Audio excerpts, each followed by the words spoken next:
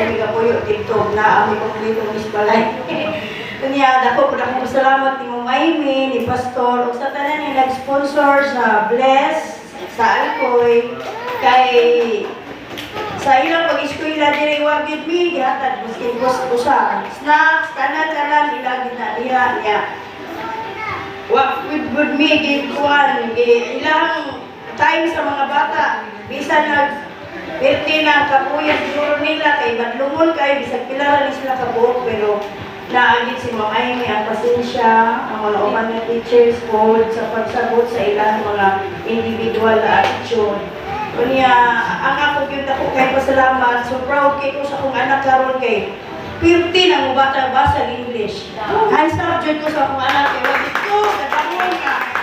Pag graduation nila dito sa Central, gitagaan sila o i-memorize sa ilang teacher kay siya man dito ang opening prayer. Ningon siya, din ang ako ni basahon ka ng memorization kay di na unya ko ani ka balo inig makalimot ko. Ako na ning basahon. Dinin ko nga kamao ni ka basaha. Gibasa niya gikan sa start hangtod sa katapusan. Naay mga words nga pila ka buok nga di siya makabalo. Akong istoryahan the next niya nga kuan na hinungdong na gid siya. Muna nga ako na ko gid salamat kay gamay na kayo akong kulang ba nga pagkuan para hasta mathematics, pura buyag. Hands up dyan ko. Salamat kayo. Salamat sa Ginoo.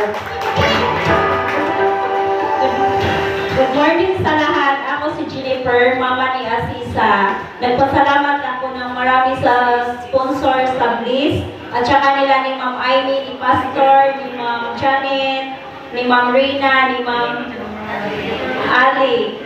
Salamat kasi si Asisa marunong nang magbasa. Dati hindi marunong magbasa at ngayon hindi na siya mahiya. At sana marami pa kayong matulungan na bata. Thank you. God bless.